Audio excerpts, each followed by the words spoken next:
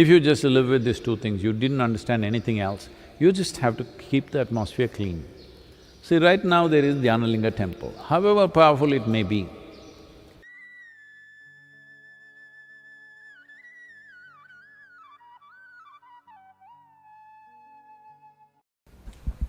Sadhguru, this question is from Sangeet Narayanan. Namaskaram, Sadhguru. You said that if we have imbibed the very essence of inner engineering program, our very presence can be transformational. Can you please explain further on this? I think a few days ago in the same one of these darshans I spoke about it, maybe didn't dwell on it. I said, Shambhavi Mahamudra is not a practice. It is like, we have a Dhyanalinga temple, somebody goes and sweeps the temple because there's no other ritual to maintain the Dhyanalinga. Somebody sweeps, somebody cleans, somebody maintains the atmosphere. That's all. Are they doing something for the Dhyanalinga? No. They're just doing something for the floor, the atmosphere, stuff like that. So once you have Shambhavi Mahamudra, this is how it is. It is a certain consecration. I've always been saying this, the easiest consecration that you can do is a living human being. It's not for nothing that human being is the peak of evolution on this planet, it's the best material you can find. But the only problem with the human being is, the day when they come for the initiation day, they're blown away and they're, tears of ecstasy flowing. Within a few hours or a few days, depending on who they are, they'll make a U-turn. Not everybody, but a whole lot of them. Usually, the most derogatory term that they use against me is, oh, this was wonderful, but we have to get back to normal life. This is horribly insulting.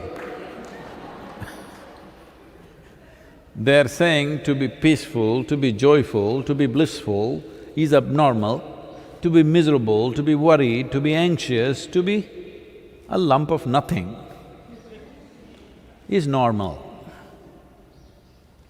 Very derogatory towards me. So because of these silly ideas of their normality, they will make U-turns. They've invested in misery. See, it took me a long time to realize this. When it first happened to me, that I sat like this and I burst into ecstasy, I thought, this is it, I will make the whole world ecstatic. almost 39 years ago now, I made a plan, in 2.5 years' time I will make the whole world ecstatic. Because who will not want it? There is no fool like a young fool. I was 25 and I had hit a gold mine and I knew I can do this because you don't have to do nothing. If you simply sit here without messing with your mind, you will become ecstatic. So I thought, who will not want it? Such a simple thing and so fantastic. Who will not want it? Well, 39 years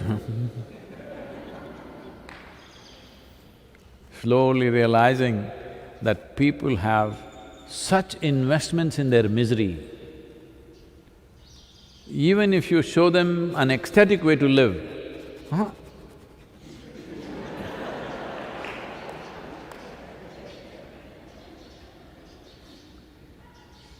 if they get up and walk, they want to take this cushion or even the chair with him and walk. Yes.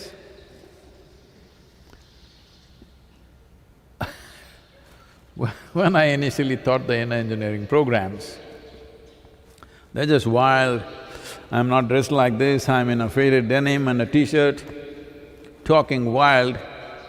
My language was not cultured, I could say anything. Walking up and down and, announce a 4-day class and sometimes it's going to 6 days, sometimes it goes into 12 days, any which way. But they didn't understand a word that I was talking about. Even now, they don't. But their lives are transformed because that's the only way it works. Nobody is getting transformed because of the words. Words are because they're so stupid, if you just make them sit here, they will go crazy. You have to tell them something. See, even this is darshan. That means I must just sit, you must just look. But if I just sit here, you will go crazy. What is he doing? He's just sitting, what are we looking? So I have to talk. Otherwise, no need for talking. See, if I go into the villages, if I just walk in, everybody bursts into tears because they don't have much value for all these too many words. So, we have consecrated you with Shambhavi. If you live it, you don't have to advertise, do in engineering every day to your wife, to your husband, to your children. Please da, enakaaga pannada, yoga pannada. Pomma, enna neenga poi vande enna aiduchu?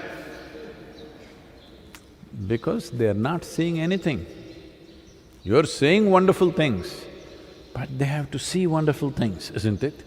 When they see you, they must feel, wow, I want to be like this. If that happens, transformation happens. So, because it's a consecration, in a way, what we are trying to do is create walking temples, you know. If you build a stone temple, it's only in one place, you can't take it anywhere. Well, Dhyana Linga, if you're willing, because it's a non-physical form, it's available everywhere, but that needs a certain level of receptivity. So that's why we thought we will create millions of walking temples. So when you walk, those of you who are initiated, when you walk anywhere, when you are in your home right now, you must understand you are a temple in your house, you're a temple on the street.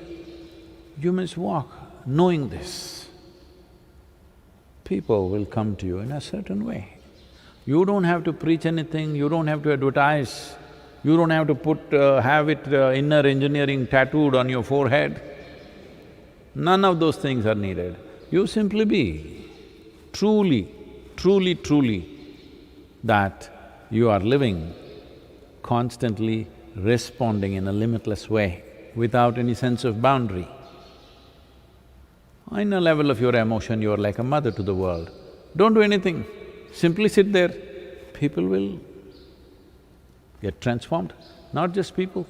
Plants will respond, animals will respond, everything around you, even inanimate things will reverberate differently, 100%, I'm telling you. Well, there are a lot of textbook scientists who will immediately say, oh, he's spreading pseudoscience. Well, their idea of science is rudimentary. Real scientists will never say such things because they know what they have explored is a tiny speck. What is unexplored is limitless. So, it doesn't matter who says what. If you just live with these two things, you didn't understand anything else, you just have to keep the atmosphere clean. See, right now there is Dhyana Linga temple, however powerful it may be. If you put filth in front of that temple, even if it's very powerful, people will not go there. You keep it in a certain way, people will go. So your practice is just that, cleaning up the place and removing the cobwebs every day, that's it. You are not doing anything to energize, it's not like Shakti Chalana Kriya, you're trying to build something, which is a long affair. That's why we shifted to Shambhavi, because I didn't see people have neither the perseverance, nor determination, nor commitment to really work to build themselves up to another level, because that's a lot of work. Kriya Yoga is a lot of work. This is why we came to Shambhavi Mahamudra, Mudra means it's already there. You just experience it, you live it, that's all. You don't have to do it. But just daily removing of cobwebs, cleaning up the floor, this is all your work, rest will happen.